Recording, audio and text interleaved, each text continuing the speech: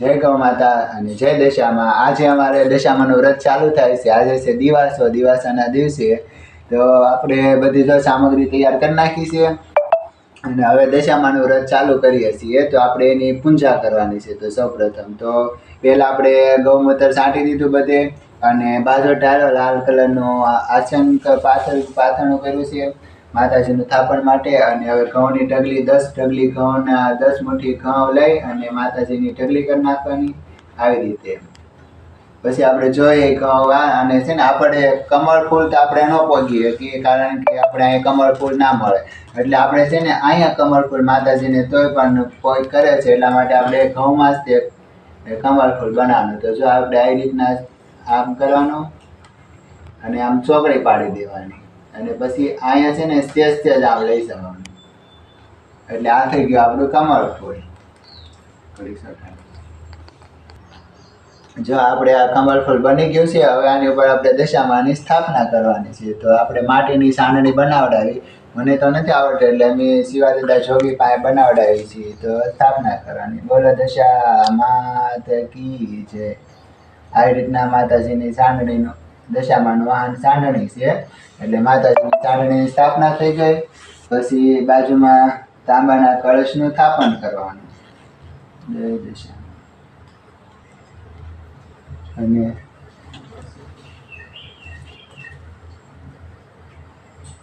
આવી રીતના સ્થાપન કરવાનું પણ એમાં આપણે અબીર ગુલાલ કંકુ ને ચોખા નાખી દઈશું.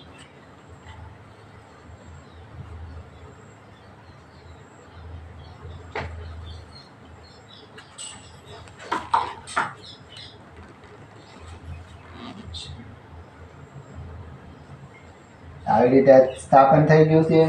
અને હવે આપણે એક અખંડ દીવો માતાજીનો ચાલુ કરીએ. જો જે ન પોગે એ અખંડ દીવો ના કરે તોય હાલે. એ આપણે માતાજીની વિધિ ચાલુ રહે ત્યાં સુધી વાર્તાને એવું કહીએ ત્યાં સુધી દીવો બાળવાનો. પણ દીવો તો ફરજિયાત બાળવો જ જોઈએ. પછી ભલે ને રામ થઈ જાય વાર્તા પૂરી થાય એટલે કાયમ ન બાળીએ એટલી તો અમે આ 10 દિવસ સુધીનો અખંડ દીવો માતાજીનો ચાલુ કરીએ.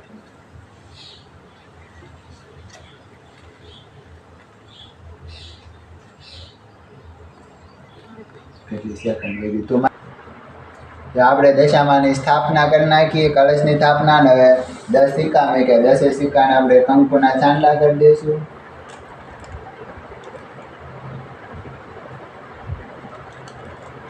અને ચોખા ચડાવી દેવાના અને પછી સોપારી મૂકવાની.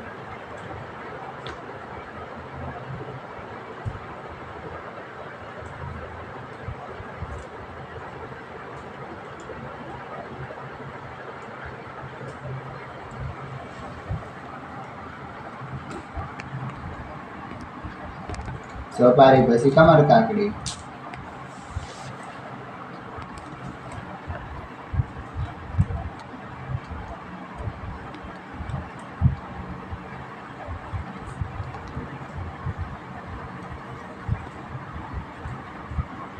એ બધાને ચાંદલા કરી દઈશું.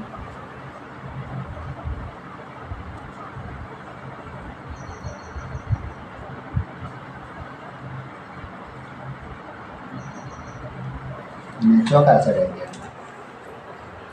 પછી ચડાવી દઈશું ફૂલ દશામાની સાંડણી ફૂલ બધું ચડાવી દેવાનું. માતાજીને અર્પણ કરી દેવાનું.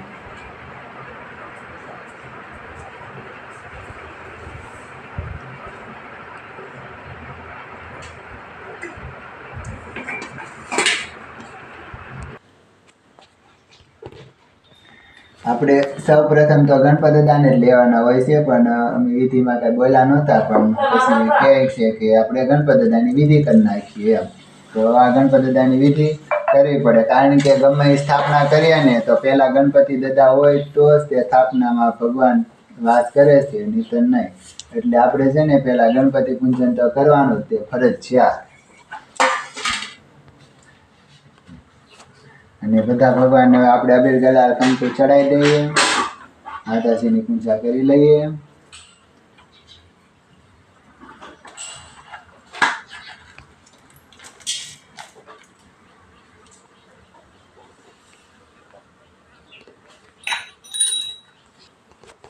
આપણે 10 સૂતરના તાતણા લેવાના એ કળશને વીંટવા માટેના. તો આપણે 10 સૂતરના તાતણા લઈ લઈએ.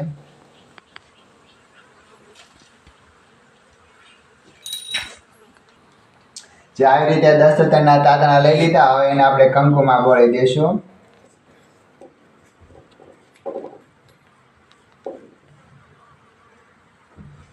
આ કંકુમાં બોળી હવે 10 ગાંઠો વાળી લેવાની.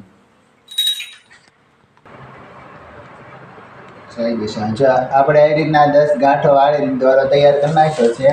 તો દશામાનું નામ તો આપણે લેવાનું જ તે મનમાં જય દશામાનો જપ તો ચાલુ જ રાખવાનો. અને હવે કળશને વીંટાળી દેવાનો.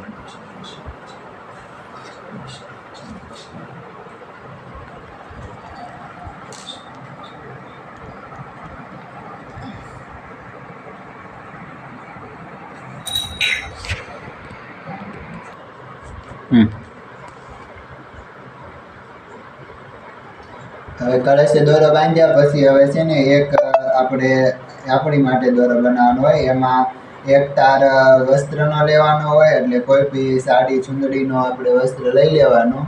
અને પછી 9 તાર સૂતરના, એ રીતના 10 તારનો દોરો આપણે એ રીતે બનાવીએ. અને જો આ રીતના આમાંથી એક તાર કાઢીએ છીએ, કારણ કે એક તાર તો એકલો ન જ નીકળે. જો આમાં સૂતરના તારની હારે આપણે વસ્ત્રનો તાતણો જોડી દીધો છે. અને હવે આ રીતના 9 સૂતરના તાર અને એક વસ્ત્રનો તાતણો, એ રીતના 10 તાતણાનો આપણે એ રીતના દોરો બનાવવાનો છે. અને જય દશામાના જપ તો ભૂલવાના જ નથી, એ તો આપણે મનમાં બોલવાના જ છે. તો જય દશામાં છે. જો આ રીતના આપણે 10 સૂતરના તાતણા આપણે ભેગા કરી લીધા છે. અને હવે આને તે આપણે કંકુમાં બોળી દઈશું, કારણ કે કંકુ લગાડવું તો ફરજિયાત છે. દશામાને તો લાલ વસ્ત્ર, લાલ બોસ તે આપણને પ્રિય હતું, એટલા માટે આ રીતના બનાવી દીધું. અને હવે દશામાની આપણે પૂજા કરીએ, એટલે આ દોરો માતાજીના થાપણમાં તે પૂજામાં જ રાખવાનો છે. હવે માતાજીને આપણે કંકુ ચોખા ચડાવી અને પૂજા કરી લઈએ.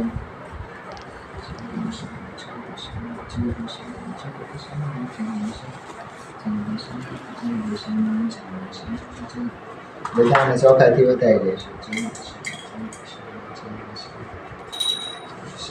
આપણે દશામાની બધી વિધિ થઈ ગઈ છે.